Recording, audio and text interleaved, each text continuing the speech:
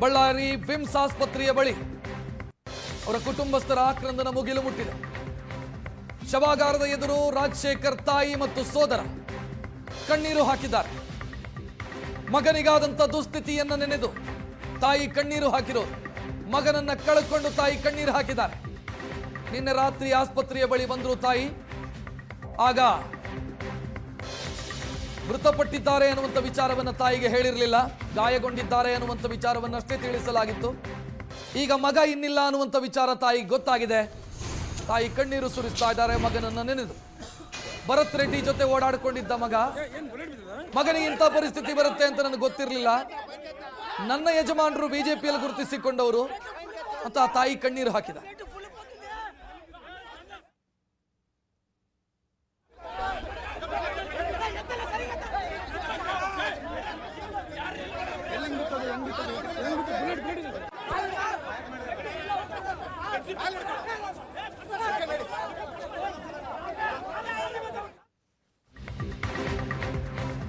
ಬಳ್ಳಾರಿಯಲ್ಲಿ ಬ್ಯಾನರ್ ಸಂಘರ್ಷಕ್ಕೆ ಕಾಂಗ್ರೆಸ್ ಕಾರ್ಯಕರ್ತ ಬಲಿಯಾಗಿದ್ದಾರೆ. ನಾವು ಅಮಾಯಕರು ಸರ್, ಏನು ಮಾಡಬೇಕು ಅಂತ ಮೃತನ ತಾಯಿ ಪ್ರಶ್ನಿಸಿದ್ದಾರೆ. ನನ್ನ ಯಜಮಾನರು ಬಿಜೆಪಿಯಲ್ಲಿದ್ದರು, ನನ್ನ ಮಗ ಕಾಂಗ್ರೆಸ್ನಲ್ಲಿದ್ದಾನೆ. ಕಳೆದ 4 ವರ್ಷದಿಂದ ಭರತ್ ರೆಡ್ಡಿ ಜೊತೆಗೆ ಓಡಾಡ್ತಾ ಇದ್ದ ಅಂತ ಅವರ ಸಹೋದರ ಕೂಡ ಮಾತನಾಡಿದ್ದಾರೆ. ಬಿಜೆಪಿಯವರ ಮೇಲೆ ನಾವು ಪ್ರಕರಣ ದಾಖಲಿಸಿದ್ದೀವಿ. ಯಾರ ಕಡೆಯಿಂದ ಫೈರ್ ಆಯಿತು, ಬುಲೆಟ್ ಯಾರು ಹೊಡೆದ್ರು ಅನ್ನೋದು ಗೊತ್ತಾಗಬೇಕು ಅಂತ ಅವರು ಮಾತನಾಡಿದ್ದಾರೆ.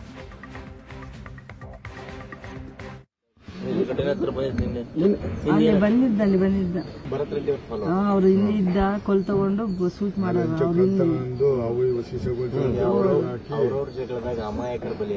ಅಮಾಯಕರು ಏನ್ ಮಾಡೋದು ಸರ್, ನಾವು ಏನ್ ಮಾಡೋಕು.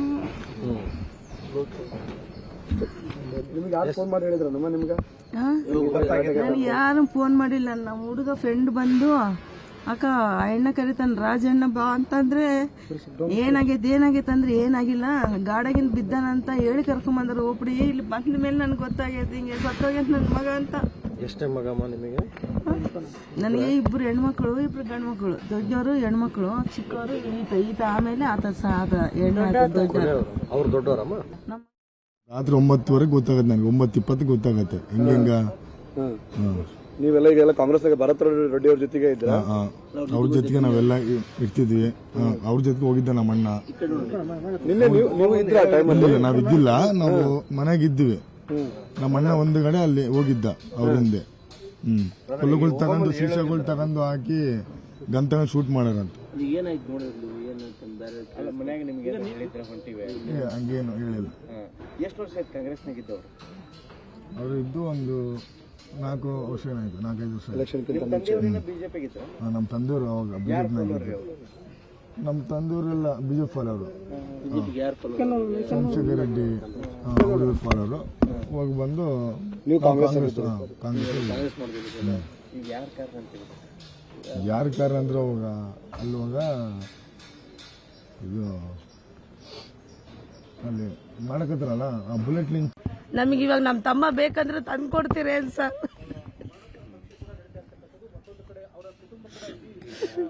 ಒಂದ್ ಜೀವನ ಅಂತೂ ತೆಗೆದು ಬಿಟ್ರು ಸರ್ ಅವರು. ನಮ್ಮ ತಮ್ಮನ ಇವಾಗ ತಾಂಡ್ ಬಂದ್ ಕೊಡ್ತಾರೇನ್ ಸರ್ ಅವರು? ಅವ್ರಿಗೆ ಶಿಕ್ಷೆ ಬೀಳ್ಬೇಕು ಸರ್. ಯಾರು ಮಾಡಿರೋ ದಾಳಿ ಅವ್ರ ಶಿಕ್ಷೆ ಬೀಳಲೇಬೇಕು. ನಾವು ಬಿಡೋದಿಲ್ಲ ಸರ್. ಇವಾಗ ನಮ್ಮ ತಮ್ಮನಂತೂ ತರೋದಿಲ್ಲ ಅವರು. ಶಿಕ್ಷೆ ಅಂತೂ ಬೀಳಲೇಬೇಕು. ಯಾರು ಮಾಡಿದ್ದಾಗ್ಲಿ ಯಾರಾದಾಗ್ಲಿ ನಮಗೆ ಶಿಕ್ಷೆ ಬೀಳಲೇಬೇಕು. ಇವಾಗ ಒಂದು 3-4 ಹೆಚ್ಚಿನ ಡೀಟೇಲ್ ನೀಡೋದಕ್ಕೆ ನಮ್ಮ ಪ್ರತಿನಿಧಿ ದೊಡ್ಡೇಶ್ ನೇರ ಸಂಪರ್ಕದಲ್ಲಿ. ದೊಡ್ಡೇಶ, ದೊಡ್ಡವರ ಜಗಳಕ್ಕೆ, ದೊಡ್ಡವರ ಪ್ರತಿಷ್ಠೆಗೆ ಅಮಾಯಕನೊಬ್ಬ ಬಲಿಯಾದ ಅಂತ ಅನ್ಸುತ್ತೆ ಇಲ್ಲಿ.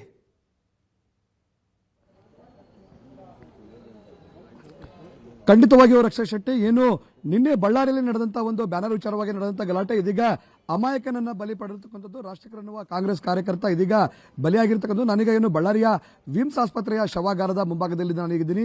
ಈಗಾಗಲೇ ಮರಣೋತ್ತರ ಪರೀಕ್ಷೆ ಕೂಡ ಈಗಾಗಲೇ ಮುಗಿದಿರ್ತಕ್ಕಂಥದ್ದು. ಏನು IGP ವರ್ತಿಕೆ ಕಟಿಯಾರ್ ಕೂಡ ಈಗಾಗಲೇ ಬೆಳಗ್ಗೆಯಿಂದಲೂ ಕೂಡ ಒಂದು ಶವಾಗಾರದ ಮುಂಭಾಗದಲ್ಲಿನೇ ಇರ್ತಕ್ಕಂಥದ್ದು. ಮತ್ತೊಂದು ಕಡೆ ಈಗಾಗಲೇ ಶವದ ಒಂದು ಮರಣೋತ್ತರ ಪರೀಕ್ಷೆ ಕೂಡ ಈಗಾಗಲೇ ಮುಗಿದಿತ್ತು. ಆದರೆ ಪುನಃ ಇದೀಗ ಶವವನ್ನು ಕೂಡ ಏನು ಮಾರ್ಚರಿಗೆ ತೆಗೆದುಕೊಂಡು ಹೋಗಿರ್ತಕ್ಕಂಥದ್ದು. ಅಂದ್ರೆ ಇನ್ನು ಹೆಚ್ಚಿನ ಏನಾದರೂ ಏನು ಮರಣೋತ್ತರ ಪರೀಕ್ಷೆಯಲ್ಲಿ ಏನಾದರೂ ವಿಧಿವಿಧಾನಗಳಲ್ಲಿ ಏನಾದರೂ ಬಾಕಿ ಇದೆ ಅನ್ನೋದು ಕೂಡ ಸ್ಪಷ್ಟವಾಗಿ ಗೊತ್ತಾಗ್ತಾ ಇಲ್ಲ. ಯಾಕಂತಂದ್ರೆ ಕಳೆದ ಒಂದು 20 ನಿಮಿಷದಿಂದ ಮಾರ್ಚರಿಯಿಂದ ಶವವನ್ನು ಪಕ್ಕದ ಕೊಠಡಿಗೆ ಶಿಫ್ಟ್ ಮಾಡಲಾಗಿತ್ತು. ಇದೀಗ ಪುನಃ ಮಾರ್ಚರಿಗೆ ಶಿಫ್ಟ್ ಮಾಡಿರ್ತಕ್ಕಂಥದ್ದು.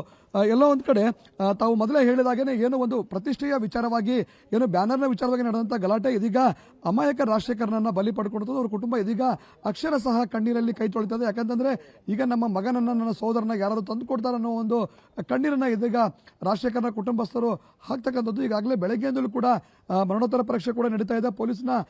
ಹಿರಿಯ ಪೊಲೀಸ್ ಅಧಿಕಾರಿಗಳು ಕೂಡ ಈಗಾಗಲೇ ವಿಮ್ಸ್ ಆಸ್ಪತ್ರೆಯ ಶವಾಗಾರದ ಮುಂಭಾಗದಲ್ಲಿ ಇರತಕ್ಕಂಥದ್ದು. ಮತ್ತೊಂದು ಕಡೆ ಮಾಧ್ಯಮದವರಿಗೆ ಕಾಣಬಾರ್ದು ಅಂತೇಳಿ ವೆಹಿಕಲ್ಗಳನ್ನ ಅಡ್ಡ ಇಟ್ಟಿರತಕ್ಕಂಥ ಕೂಡ ನಾವೀಗ ಕಾಣಬಹುದಾಗಿದೆ. ಯಾಕಂತಂದ್ರೆ ಶವವನ್ನು ತೆಗೆದುಕೊಂಡು ಹೋಗೋ ಸಂದರ್ಭದಲ್ಲಿ ಕ್ಯಾಮರಾ ಕಣ್ಣಿಗೆ ಬೀಳಬಾರ್ದು ಅಂತೇಳಿ ವಾಹನಗಳನ್ನು ಅಡ್ಡ ನಿಲ್ಲಿಸೋದು ಕೂಡ ನಾವೀಗ ದೃಶ್ಯದಲ್ಲಿ ಕಾಣಬಹುದಾಗಿದೆ. ಒಟ್ಟಿನಲ್ಲಿ ಹೇಳೋದಾದ್ರೆ ಏನು ಬೆಳಗ್ಗೆಯಿಂದಲೂ ಕೂಡ ಮರಣೋತ್ತರ ಪರೀಕ್ಷೆ ನಡೀತಾ ಇದೆ. ಅದು ಮುಗಿದ ಬಳಿಕವೂ ಕೂಡ ಇದೀಗ ಪುನಃ ಮಾರ್ಚರಿಗೆ ತೆಗೆದುಕೊಂಡು ಹೋಗಿದ್ದಾರೆ. ಮತ್ತೊಂದು ಕಡೆ ಆಂಬ್ಯುಲೆನ್ಸ್ ಕೂಡ ಈಗಾಗಲೇ ನಿಲ್ಲಿಸಿರ್ತಕ್ಕಂಥದ್ದು. ಅದು ಶವವನ್ನ ಅವರ ಮನೆಗೆ ತೆಗೆದುಕೊಂಡು ಹೋಗ್ತಾರೆ ಅಥವಾ ನೇರವಾಗಿ ಅದನ್ನ ಶವ ಸಂಸ್ಕಾರ ಮಾಡಲಿಕ್ಕೆ ತೆಗೆದುಕೊಂಡು ಹೋಗ್ತಾರೆ ಅನ್ನೋದು ಕೂಡ ಇಲ್ಲಿವರೆಗೂ ಸ್ಪಷ್ಟವಾಗಿಲ್ಲ. ಅವ್ರ ಕುಟುಂಬಸ್ಥರು ಕೂಡ ಇಲ್ಲಿವರೆಗೂ ಕೂಡ ಅದನ್ನು ಸ್ಪಷ್ಟಪಡಿಸಿಲ್ಲ. ನಾವು ಅವರು ನೇರವಾಗಿ ಮನೆಗೆ ತೆಗೆದುಕೊಂಡು ಹೋಗ್ತಾರೆ ಅಥವಾ ಅಂತ್ಯ ಸಂಸ್ಕಾರಕ್ಕೆ ತೆಗೆದುಕೊಂಡು ಹೋಗ್ತಾರೆ ಅಂತೇಳಿ. ಮತ್ತೊಂದು ಕಡೆಯಲ್ಲಿ ಪ್ರಮುಖವಾದ ಅಂಶ ಅಂತ ಹೇಳಿದ್ರೆ ಏನು ಮೃತ ರಾಜಶೇಖರ್ ಇದ್ದಾನೆ ಅವರ ತಂದೆ ಬಿಜೆಪಿಯಲ್ಲಿ ಇದ್ರು ಅನ್ನೋ ಮಾಹಿತಿಯನ್ನು ಅವರೇ ಸ್ವತಃ ಕುಟುಂಬಸ್ಥರು ಕೊಡ್ತಕ್ಕಂಥದ್ದು. ಕಳೆದ 4 ವರ್ಷಗಳಿಂದ ಕೂಡ ರಾಜಶೇಖರ್ ಕಾಂಗ್ರೆಸ್ನಲ್ಲಿದ್ದ ಶಾಸಕ ಭರತ್ ರೆಡ್ಡಿ ಅವರ ಆಪ್ತ ವಲಯದಲ್ಲಿ ಗುರುತಿಸಿಕೊಂಡಿದ್ದ. ಮತ್ತೊಂದು ಕಡೆ ಈಗಾಗಲೇ ಈ ಒಂದು ಶವಾಗಾರದ ಬಳಿ ಭರತ್ ರೆಡ್ಡಿ ಅವರ ಸಂಬಂಧಿಸಿದಂತ ನಾರಾ ಪ್ರತಾಪ್ ರೆಡ್ಡಿ ಅವರು ಕೂಡ ಬಂದಿರತಕ್ಕಂಥ. ಇನ್ನು ರಾತ್ರಿ ಕೂಡ ಅವರ ಒಂದು ಮಾರ್ಚರಿಗೆ ಬಂದಿದ್ರು. ಅವರ ಕುಟುಂಬಸ್ಥರನ್ನು ಕೂಡ ಅವರು ಮಾತುಕತೆ ನಡೆಸಿದ್ರು. ಬೆಳಗ್ಗೆಯಿಂದಲೂ ಕೂಡ ಅವರು ಇದೀಗ 2ನೇ ಬಾರಿಗೆ ಬಂದಿರತಕ್ಕಂಥದ್ದು ಅವರ ಕುಟುಂಬಸ್ಥರನ್ನ ಭೇಟಿ ಆಗಲಿಕ್ಕೆ. ಅದರ ಜೊತೆ ಏನೆಲ್ಲ ಅವರ ಜೊತೆಗೆ ಚರ್ಚೆಯನ್ನ ಮಾಡಿ ಮುಂದಿನ ಕ್ರಿಯೆಗಳು ಏನಿವೆ ಅದನ್ನು ಮಾಡಲಿಕ್ಕೆ ಅವರೆಲ್ಲರೂ ಕೂಡ ಈಗಾಗಲೇ ಚರ್ಚೆಯನ್ನ ಮಾಡ್ತಕ್ಕಂಥದ್ದು. ಮತ್ತೊಂದು ಕಡೆ ಎಲ್ಲರಿಗೂ ಕೂಡ ಈಗಾಗಲೇ ಕುತೂಹಲ ಇರತಕ್ಕಂಥದ್ದು ಈ 10ವರೆಗೆ ಅವರಿಬ್ಬರ ಏನು ನಾಯಕರ ಪತ್ರಿಕಾಗೋಷ್ಠಿ ಇದೆ ಅವರೆಲ್ಲರ ಪತ್ರಿಕಾಗೋಷ್ಠಿಗಳ ಮೇಲೂ ಕೂಡ ಇದೀಗ ಎಲ್ಲರ ಲಕ್ಷ್ಯ ಇರತಕ್ಕಂಥದ್ದು. ಈಗಾಗಲೇ ಪೊಲೀಸ್ ಅಧಿಕಾರಿಗಳು ಕೂಡ ಆದಷ್ಟು ಬೇಗನೆ ಮರಣೋತ್ತರ ಪರೀಕ್ಷೆಯನ್ನು ಮುಗಿಸಿ ಶವ ಸಂಸ್ಕಾರವನ್ನು ಮಾಡಬೇಕು ಅನ್ನೋ ತರಾತುರಿಯಲ್ಲಿ ಬಹುತೇಕ ಎಲ್ಲ ಪೊಲೀಸ್ ಅಧಿಕಾರಿಗಳು ಇರ್ತಕ್ಕಂಥದ್ದು. ರಕ್ಷಾ ಶೆಟ್ಟಿ, ದೊಡ್ಡೇಶ್, ಈಗ ಫೈರ್ ಎಲ್ಲಿಂದ ಆಯಿತು ಅನ್ನೋದರ ಬಗ್ಗೆ ಪ್ರಶ್ನೆಗಳಿದಾವೆ. ಯಾರು ಮಾಡಿದ್ರು ಅನ್ನೋದಕ್ಕೆ ಇನ್ನೂ ಕೂಡ ಉತ್ತರ ಸಿಕ್ಕಿಲ್ಲ. ಅವರ ದೇಹದ ಯಾವ ಭಾಗಕ್ಕೆ ಗುಂಡೇಟು ಬಿದ್ದಿದೆ ಈ ಬಗ್ಗೆ ಏನಾದರೂ ಡೀಟೇಲ್ ಇದೆಯಾ? ರಕ್ಷಾ ಶೆಟ್ಟಿ, ನಿನ್ನೆ ರಾಜಶೇಖರ ಸ್ನೇಹಿತರ ಜೊತೆ ನಮಗೆ ಸಿಕ್ಕಿದ್ರು. ಆ ಸಂದರ್ಭದ ಜೊತೆ ನಾವು ಮಾತಾಡಬೇಕಾದ್ರೆ ಅಂದ್ರೆ ಎಡಭಾಗದ ಬೆನ್ನಿಗೆ ಅಂದ್ರೆ ಅದು ನೇರವಾಗಿ ಹೃದಯಕ್ಕೆ ಆ ಒಂದು ಗುಂಡು ತಗಲಿದೆ. ಇದೇ ಕಾರಣಕ್ಕಾಗಿನೇ ಆತ ಸಾವಿನಪ್ಪಿದ ಅನ್ನೋ ಒಂದು ಮಾಹಿತಿಯನ್ನ ರಾಜಶೇಖರ ಸ್ನೇಹಿತರು ನಮಗೆ ಹೇಳ್ತಕ್ಕಂಥದ್ದು. ಅಂದ್ರೆ ಬೇರೆ ಬೇರೆ ಭಾಗದಲ್ಲೂ ಕೂಡ ಗುಂಡು ತಗಲಿನ ಸಾಧ್ಯತೆಗಳು ಕೂಡ ಇರತಕ್ಕಂಥದ್ದು. ಅದೊಂದು ಮತ್ತೊಂದು ಕಡೆ ಅವರ ಕುಟುಂಬಸ್ಥರು ಈ ಒಂದು ಗುಂಡು ಯಾರದು ಅನ್ನೋದು ಕೂಡ ಅದು ಗೊತ್ತಾಗಬೇಕು ಅನ್ನೋ ಒಂದು ಒತ್ತಾಯವನ್ನು ಕೂಡ ರಾಜಶೇಖರನ ಕುಟುಂಬಸ್ಥರು ಮಾಡ್ತಕ್ಕಂಥ. ಅಂದ್ರೆ ಮೂಲಗಳ ಪ್ರಕಾರ ಈಗ ಬೆನ್ನಿನ ಭಾಗಕ್ಕೆ ಗುಂಡು ಬಿದ್ದಿರೋದಾ ಅಥವಾ ಹೃದಯದ ಭಾಗಕ್ಕೆ ಮುಂಭಾಗದಿಂದ ಫೈರಿಂಗ್ ಆಗಿದೆಯಾ?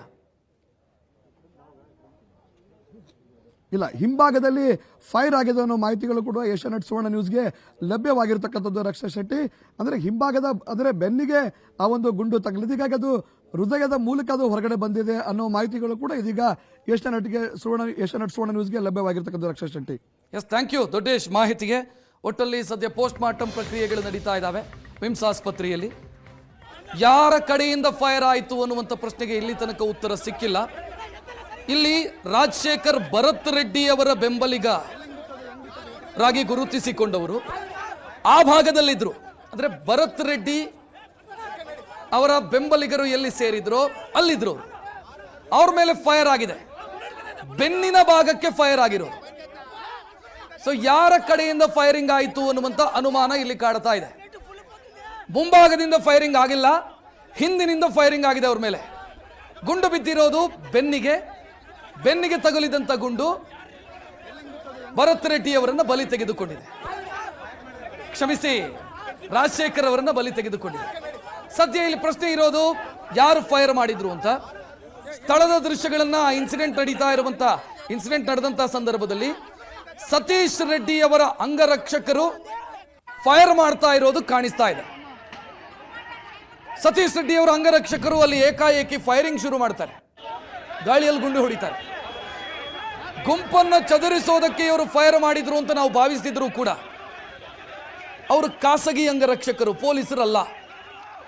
ಇವರಿಗೆ ಫೈರ್ ಮಾಡೋದಕ್ಕೆ ಅವಕಾಶ ಯಾರು ಕೊಟ್ಟರು ಅನ್ನುವಂಥ ಪ್ರಶ್ನೆ ಕೂಡ ಇಲ್ಲಿ ರೈಸ್ ಆಗತ್ತೆ. ಯಾಕಂತಂದ್ರೆ ಒಬ್ಬ ವ್ಯಕ್ತಿಯ ಖಾಸಗಿ ಅಂಗರಕ್ಷಕ ಅಂತಂದ್ರೆ ಆತನ ಜವಾಬ್ದಾರಿ ಇರೋದು ನಾನು ಯಾರನ್ನ ರಕ್ಷಣೆ ಮಾಡಬೇಕೋ ಅವನಿಗಷ್ಟೇ ಸೀಮಿತವಾಗಿ ರಕ್ಷಣೆಯನ್ನು ಮಾಡಬೇಕು, ಅವನಿಗೆ ನಾನು ಭದ್ರತೆಯನ್ನು ಕೊಡಬೇಕು. ಮಾಬ್ ಸೇರಿದಾಗ, ದೊಡ್ಡ ಸಂಖ್ಯೆಯಲ್ಲಿ ಜನ ಸೇರಿದಾಗ ನಾನು ಯಾರ ರಕ್ಷಣೆಗಾಗಿ ನಿಯೋಜನೆಯಾಗಿದ್ದೀನೋ ಅವನನ್ನು ಸ್ಥಳದಿಂದ ಕರ್ಕೊಂಡು ಹೋಗಬೇಕು ಸುರಕ್ಷಿತವಾಗಿ. ಫೈರ್ ಮಾಡ್ತಾರೆ. ಇಲ್ಲಿ ಒಬ್ಬರಲ್ಲ 8 ಜನ ಅಂಗರಕ್ಷಕರಿದ್ದಾರೆ ಸತೀಶ್ ರೆಡ್ಡಿಗೆ. 8 ಜನ ಅಂಗರಕ್ಷಕರ ಜೊತೆಗೆ ಓಡಾಡ್ತಾ ಇದ್ದಂಥ ವ್ಯಕ್ತಿ ಫೈರಿಂಗ್ ಮಾಡೋದಕ್ಕೆ ಯಾಕೆ ಶುರು ಮಾಡಿದ್ರು? ಫೈರಿಂಗ್ ಮಾಡಿದ್ಯಾಕೆ? ಪೊಲೀಸರು ಸ್ಥಳದಲ್ಲೇ ಇದ್ರು, ಬೆರಳೆಣಿಕೆಯ ಪೊಲೀಸ್ ಸಿಬ್ಬಂದಿ ಇದ್ರು. ಫೈರ್ ಮಾಡಿದ್ದು ಯಾಕೆ ಅನ್ನುವಂಥ ಪ್ರಶ್ನೆಯೂ ಕೂಡ ಮೂಡ್ತಾ ಇದೆ. ಈಗ ರಾಜಶೇಖರ್ ಅವರನ್ನ ಬಲಿ ತೆಗೆದುಕೊಂಡಂತ ಗುಂಡು ಯಾರ ಗನ್ನಿಂದ ಫೈರ್ ಆಗಿರೋದು ಗೊತ್ತಿಲ್ಲ. ಈ ಪ್ರಶ್ನೆಗೆ ಉತ್ತರ ಇನ್ನೂ ಕೂಡ ಸಿಕ್ಕಿಲ್ಲ. ಇನ್ನು ಬಳ್ಳಾರಿಯಲ್ಲಿ ಗುಂಡೇಟಿಗೆ ಕಾಂಗ್ರೆಸ್ ಕಾರ್ಯಕರ್ತ ಬಲಿಯಾದಂತ ಕೇಸಿಗೆ ಸಂಬಂಧಿಸಿದಂತೆ ರಾಜಶೇಖರ್ ಬಲಿಯಾದಂತ ಘಟನಾ ಸ್ಥಳಕ್ಕೆ FSL ಟೀಮ್ ಭೇಟಿ ಕೊಟ್ಟಿದೆ. ಸೋಕೋ ಟೀಮ್ ಅಂದ್ರೆ ಸೀನ್ ಆಫ್ ಕ್ರೈಮ್ ಆಫೀಸರ್ಸ್ ಭೇಟಿ ಕೊಟ್ಟಿದ್ದಾರೆ. ಸ್ಥಳದಲ್ಲಿ ಸಿಕ್ಕ ವಸ್ತುಗಳ ಸ್ಯಾಂಪಲ್ ಅನ್ನ ಸಂಗ್ರಹಿಸಿದ್ದಾರೆ ಅಧಿಕಾರಿಗಳು. ಯಾವ ಗನ್ನಿಂದ ಫೈರ್ ಆಯಿತು ಅನ್ನೋದು ಗೊತ್ತಿಲ್ಲ. ಅವರನ್ನ ಬಲಿ ತೆಗೆದುಕೊಂಡಂತ ಗನ್ ಯಾರದ್ದು ಗೊತ್ತಿಲ್ಲ. ಸದ್ಯ ಸೋಕೋ ಟೀಮ್ ಬಂದಿರೋದನ್ನ ನೀವು ನೋಡ್ತಾ ಇದ್ದೀರಿ. ಸೀನ್ ಆಫ್ ಕ್ರೈಮ್ ಆಫೀಸರ್ ಸ್ಥಳಕ್ಕೆ ಬಂದಿದ್ದಾರೆ. ತನಿಖೆ ನಡೀತಾ ಇದೆ. FSL ಟೀಮು ಸ್ಥಳಕ್ಕೆ ಬಂದು ಪರಿಶೀಲನೆ ಮಾಡ್ತಾ ಇರುವಂತಹ ದೃಶ್ಯವನ್ನ ನೀವು ನೋಡ್ತಾ ಇದ್ದೀರಿ. ಇನ್ನು ಜಿಲ್ಲಾಧಿಕಾರಿಗಳು ಕೂಡ ಸ್ಥಳಕ್ಕೆ ಆಗಮಿಸಿದ್ದಾರೆ. ಮತ್ತೊಂದು ಕಡೆ ಗಲಾಟೆಗೆ ಸಂಬಂಧಿಸಿದಂತೆ ನಾರಾ ಭರತ್ ರೆಡ್ಡಿ ಅವರ ಬೆಂಬಲಿಗರು ಕೊಟ್ಟಂತ ದೂರಿನ ಆಧಾರದ ಮೇಲೆ FIR ಆಗಿದೆ. ಆ FIR ಅಟೆಂಪ್ಟ್ ಟು ಮರ್ಡರ್, ಕೊಲೆಗೆ ಯತ್ನ ಕೇಸಿನ ಅಡಿಯಲ್ಲಿ FIR ಅನ್ನು ದಾಖಲಿಸಿಕೊಳ್ಳಲಾಗಿದೆ. ಜನಾರ್ದನ್ ರೆಡ್ಡಿ, ಶ್ರೀರಾಮುಲು ಸೇರಿ ಅವರ ಬೆಂಬಲಿಗರ ಮೇಲೆ ಒಟ್ಟು 11 ಜನರ ಮೇಲೆ ಕೇಸು ದಾಖಲಾಗಿದೆ. ಒಂದು ಮಾರಣಾಂತಿಕ ಹಲ್ಲೆ, ಕೊಲೆ ಯತ್ನ ಸೇರಿದಂತೆ ಸಿಚುವೇಶನ್ ಎಲ್ಲ ಕಂಟ್ರೋಲ್ ಅಲ್ಲಿದೆ.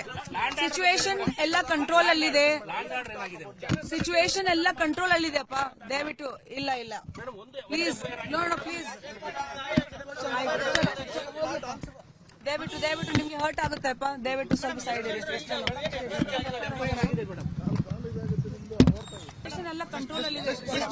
ಸಿಚುವೇಶನ್ ಎಲ್ಲ ಕಂಟ್ರೋಲ್ ಅಲ್ಲಿದೆ.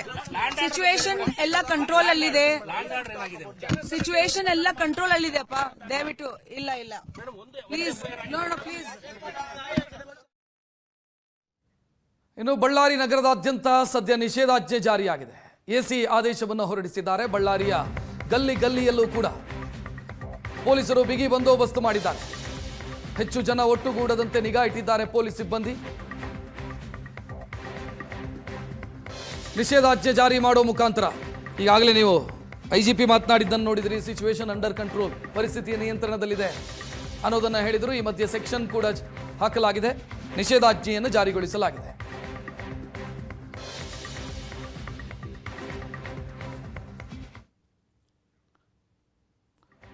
ಬಳ್ಳಾರಿಯ ಇವತ್ತಿನ ದೃಶ್ಯವನ್ನು ನೀವು ನೋಡ್ತಾ ಇರೋದು. ಇದು ಸದ್ಯ ಬೂದಿ ಮುಚ್ಚಿದ ಕೆಂಡದಂತಿದೆ ಬಳ್ಳಾರಿಯ ಪರಿಸ್ಥಿತಿ. ಸ್ವಲ್ಪ ಹೊತ್ತಲ್ಲೇ ಅಂದರೆ 10 ಗಂಟೆ 30 ನಿಮಿಷದ ಹೊತ್ತಿಗೆ ಜನಾರ್ದನ್ ರೆಡ್ಡಿ ಮತ್ತು ಶ್ರೀರಾಮುಲು ಅವರು ಸುದ್ದಿಗೋಷ್ಠಿಯನ್ನು ಕೂಡ ನಡೆಸೋದಕ್ಕಿದ್ದಾರೆ. ಭರತ್ ರೆಡ್ಡಿ ಅವರು ಕೂಡ ಸುದ್ದಿಗೋಷ್ಠಿಯನ್ನು ನಡೆಸೋದಕ್ಕಿದ್ದಾರೆ. ನಿನ್ನೆನೇ ಆರೋಪ ಪ್ರತ್ಯಾರೋಪಗಳನ್ನು ಮಾಡಿಕೊಂಡ್ರು. ನನ್ನ ಕೊಲೆಗೆ ಯತ್ನಿಸಲಾಗಿದೆ ಅಂತ ಜನಾರ್ದನ್ ರೆಡ್ಡಿ ಅವರು ಮಾತನಾಡಿದ್ರು. ಒಂದು ಬುಲೆಟ್ನ ಜೊತೆಗೆ ಯೂಸ್ಡ್ ಬುಲೆಟ್ ಅನ್ನು ತೋರಿಸಿ ನನ್ನನ್ನು ಕೊಲೆ ಮಾಡುವಂಥ ಪ್ರಯತ್ನಗಳಾಗಿದೆ ಅಂತ ಅವರು ಆರೋಪ ಮಾಡಿದರು. ಈ ಭರತ್ ರೆಡ್ಡಿ ಮತ್ತು ಅವರ ಇಡೀ ಕುಟುಂಬ ಕ್ರಿಮಿನಲ್ ಹಿನ್ನೆಲೆಯನ್ನು ಹೊಂದಿದೆ ಅನ್ನುವಂಥ ಆರೋಪವನ್ನು ಮಾಡಿದರು. ಈ ಮಧ್ಯೆ ಇವತ್ತು ನಿಷೇಧಾಜ್ಞೆ ಜಾರಿಯಾಗಿದೆ. ಮುನ್ನೆಚ್ಚರಿಕಾ ಕ್ರಮವಾಗಿ ಹೆಚ್ಚುವರಿ ಪೊಲೀಸರನ್ನ ಕೂಡ ನಿಯೋಜಿಸಲಾಗಿದೆ. ಜನಾರ್ದನ್ ರೆಡ್ಡಿ ಅವರು ಮಾಡ್ತಾ ಇರೋದು ನೇರವಾಗಿ ಭರತ್ ರೆಡ್ಡಿ ವಿರುದ್ಧ ಆರೋಪ, ನನ್ನನ್ನು ಕೊಲೆಗೆ ಯತ್ನಿಸಿದ್ದಾರೆ ಅಂತ. ಮತ್ತೊಂದೆಡೆ ಕೊಲೆಗೆ ಯತ್ನ ಸೆಕ್ಷನ್ನ ಅಡಿಯಲ್ಲಿ ಜನಾರ್ದನ್ ರೆಡ್ಡಿ ಮತ್ತು ಶ್ರೀರಾಮುಲು ಅವರ ವಿರುದ್ಧ ದೂರು ದಾಖಲಾಗಿದೆ. FIR ದಾಖಲಿಸಿಕೊಂಡು ಪೊಲೀಸರು ತನಿಖೆಯನ್ನು ಮಾಡ್ತಾ ಇದ್ದಾರೆ. ಸತೀಶ್ ರೆಡ್ಡಿ ಮತ್ತು ಭರತ್ ರೆಡ್ಡಿ ಬೆಂಬಲಿಗ ಕೊಟ್ಟಿರುವಂಥ ದೂರಿನ ಆಧಾರದ ಮೇಲೆ ಕೇಸಾಗಿದೆ. ಇನ್ನು ಬ್ಯಾನರ್ ಗಲಾಟೆಯಲ್ಲಿ ನಿನ್ನೆ ಸಿಡಿದಿದ್ದು ಒಟ್ಟು 9ಕ್ಕೂ ಹೆಚ್ಚು ಬುಲೆಟ್ಗಳು. ಜನಾರ್ದನ್ ರೆಡ್ಡಿ ತೋರಿಸಿದ್ದು ಒಂದು ಬುಲೆಟ್, ಮತ್ತೊಂದು ಬುಲೆಟ್ ರಾಜಶೇಖರ್ ದೇಹದಲ್ಲಿ ಪತ್ತೆಯಾಗಿದೆ. 9 ಬಾರಿ ಫೈರಿಂಗ್ನ ಸದ್ದು ಕೇಳಿಸಿದೆ. ಶಾಸಕ ನಾರಾ ಭರತ್ ರೆಡ್ಡಿ ಆಪ್ತ ಸತೀಶ್ ರೆಡ್ಡಿಗೂ ಗಾಯ ಆಗಿದೆ. ಹೆಚ್ಚಿನ ಚಿಕಿತ್ಸೆಗೆ ಬೆಂಗಳೂರಿನ ಖಾಸಗಿ ಆಸ್ಪತ್ರೆಗೆ ಸತೀಶ್ ರೆಡ್ಡಿಯನ್ನು ಶಿಫ್ಟ್ ಮಾಡಲಾಗಿದೆ. ಅವರ ಬೆಂಬಲಿಗರು ಕೊಟ್ಟಿರುವಂಥ ದೂರಿನ ಪ್ರತಿಯಲ್ಲೂ ಉಲ್ಲೇಖ ಆಗಿರೋದು ಮೈನರ್ ಇಂಜುರಿ ಅಂತ. ಒಟ್ಟು ಬೆಂಗಳೂರಿಗೆ ಶಿಫ್ಟ್ ಮಾಡಿದ್ದಾರೆ ಸತೀಶ್ ರೆಡ್ಡಿಯನ್ನ. ಅನ್ನೋ ಮಾಹಿತಿ. ಒಟ್ಟು 12ಕ್ಕೂ ಅಧಿಕ ಮಂದಿಗೆ ಗಾಯಗಳಾಗಿದೆ ನಿನ್ನೆಯ ಗಲಾಟೆಯಲ್ಲಿ. ಸತೀಶ್ ರೆಡ್ಡಿ ಸದ್ಯ ಬೆಂಗಳೂರಿನ ಆಸ್ಪತ್ರೆಯಲ್ಲಿ ಚಿಕಿತ್ಸೆ ಪಡೀತಿದ್ದಾರೆ ಅನ್ನುವಂಥ ಮಾಹಿತಿ, ಅಥವಾ ಬೆಂಗಳೂರಿಗೆ ಅವರನ್ನ ಶಿಫ್ಟ್ ಮಾಡಲಾಗಿದೆ ಅನ್ನುವಂಥ ಮಾಹಿತಿ. FIR ಪ್ರತಿ ನೋಡ್ತಾ ಇದ್ರೆ ಅದರಲ್ಲಿ ಉಲ್ಲೇಖ ಆಗಿರೋದು ಸತೀಶ್ ರೆಡ್ಡಿಗಾಗಿರೋದು ಮೈನರ್ ಇಂಜುರಿ ಅಂತ. ಅವರ ಬೆಂಬಲಿಗರಿಗೆ ಕೊಟ್ಟಿರುವಂಥ ದೂರಿನಲ್ಲಿ ಅದರ ಉಲ್ಲೇಖ ಇದೆ, ಮೈನರ್ ಇಂಜುರಿ ಆಗಿದೆ ಅಂತ. ಸದ್ಯ ಸತೀಶ್ ರೆಡ್ಡಿಯನ್ನು ಬೆಂಗಳೂರಿಗೆ ಶಿಫ್ಟ್ ಮಾಡಲಾಗಿದೆ. 12ಕ್ಕೂ ಅಧಿಕ ಮಂದಿ ಗಾಯಗೊಂಡಿದ್ದಾರೆ, ಚಿಕಿತ್ಸೆ ನೀಡಲಾಗ್ತಾ ಇದೆ.